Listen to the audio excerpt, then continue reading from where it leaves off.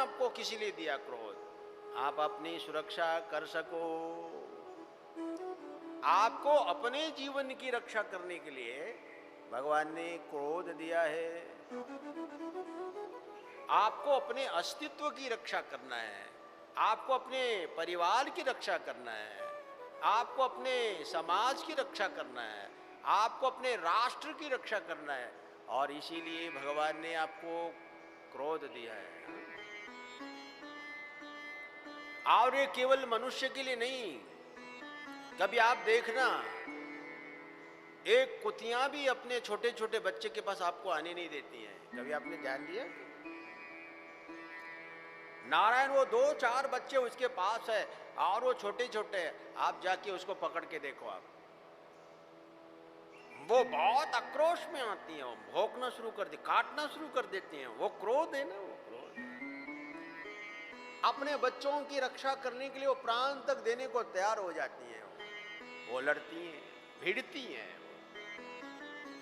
ये भगवान ने उसको क्रोध इसीलिए दिया, वो अपने अस्तित्व की रक्षा कर सके, अपने बच्चों की रक्षा कर सके, अपने परिवार की रक्षा कर सके।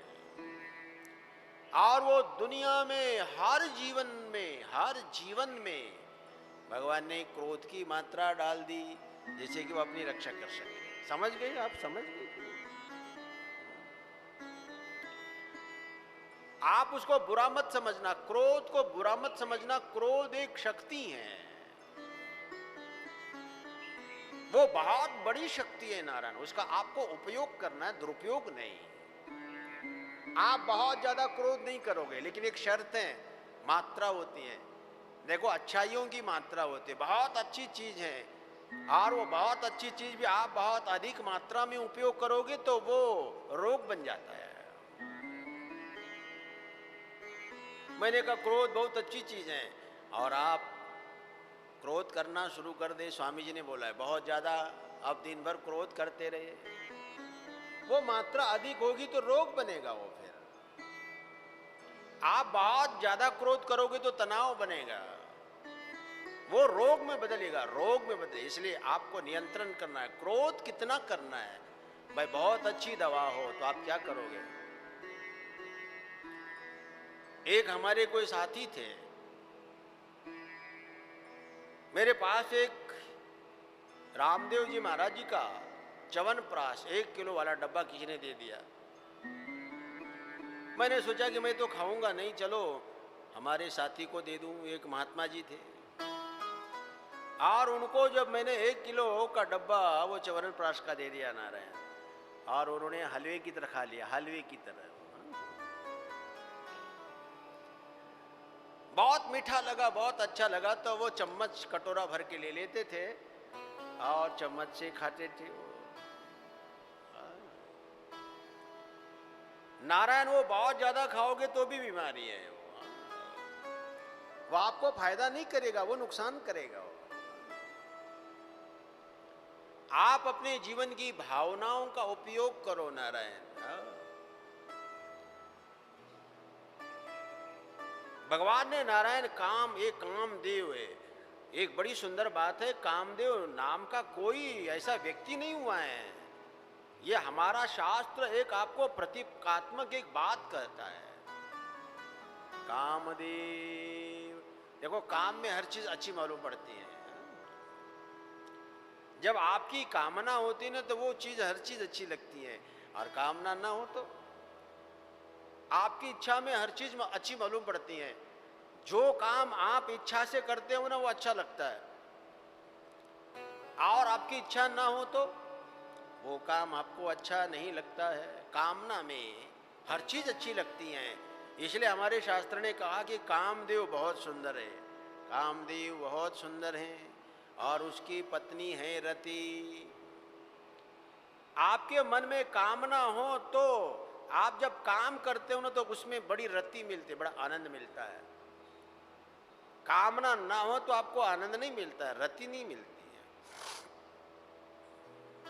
भगवान शिव ने साधना की, देवताओं ने ना कि नारायण बहुत प्रयास किया उनको विचलित करने का, लेकिन भगवान शिव ने काम को विदग्ध कर दिया, काम को जला दिया। अब आप ध्यान देना भैया, बिना काम को जलाए कोई व्यक्ति सिद्ध अवस्था को प्राप्त होता ही नहीं है। हमारे अंदर काम है, हमारे अंदर क्रोध है, जलन है, घृणा है, ईर्ष्या है, द्वेष है, बहुत सारी चीजें हमारे अंदर है। और वो सारी चीजें हमारे अंदर की साधना के द्वारा उसको जला देना है। भगवान शिव के अंदर कामना नहीं है, उनके अंदर कोई क्रोध नहीं। जहां काम नहीं ना वहां क्रोध नहीं, आप ध्यान दें। संगात संजायते कामः, कामात् क्रोधो विजायते, क्रोधात् भवति सम्मोहः, सम्मोहात् स्मृति विभ्रंशः।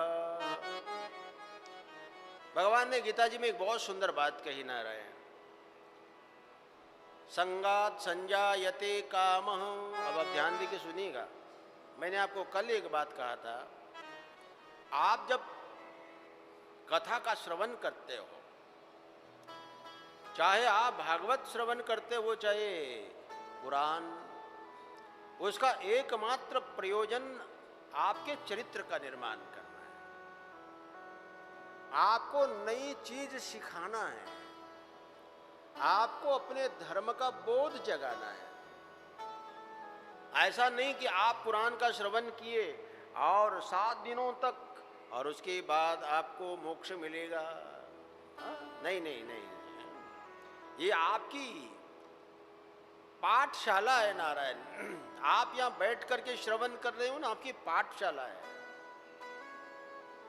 आप यहां बैठ करके कुछ सीखना चाहते हो, आप कुछ प्रेरणा लेना चाहते हो, तो आप कथा में बैठ करके कुछ सीखो। आपको मालूम पड़े कि भैया उस कथा में हमने ये चीजें सीखी। संगात संजायते कामः, भगवान कहते हैं संग से कामना पैदा हो जाती है। आप आंख से देख लेते हो और उसके बाद आपके मन में कामना पैदा हो जाती है। आप बाजार में गए और बाजार में जाकर के कोई चीज आपने देखी और आपके मन में इच्छा पैदा हो गई, ये चीज हम खरीद ले। बिना ज्ञान नारायण आपके मन में इच्छा पैदा नहीं होती। ये हमारे जीवन का बड़ा सूत्र है। इच्छा के पहले ज्ञान होता है, अज्ञात वस्तु की इच्छा नहीं होती है। आप जिसको जानते ही नहीं है उसके बारे में आपके मन में इच्छा पैदा नहीं होती है। पहले जानाति और उसके बाद नारायण इच्छति।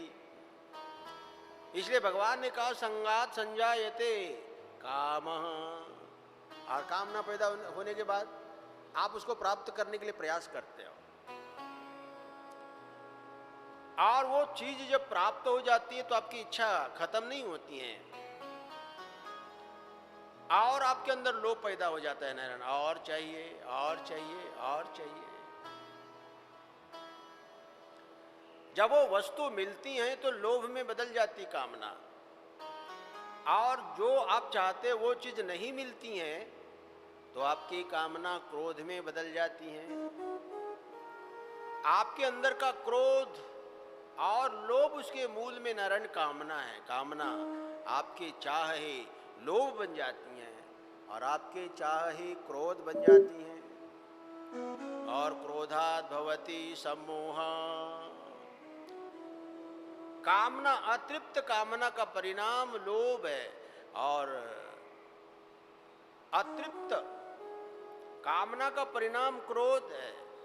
आपके अंदर क्रोध आ गया, क्रोध आ गया। अब क्रोध आने के बाद होता क्या है? क्रोधात् भवति सम्मोह। भगवान कहते क्रोध आने के बाद आदमी मोहित हो जाता है, नशा है। क्रोध एक नशा है। आपको जब क्रोध आता है ना तो एक नशा की तरह हो जाता है, नशा की तरह। और क्रोध आते ही नारायण सबसे पहले वो क्रोध आपकी मेमोरी पर अटैक कर देता है, आपकी स्मृति पर अटैक कर देता है, आपकी यादों पर अटैक कर देता है, आपके अच्छे विचारों पर अटैक कर देता है।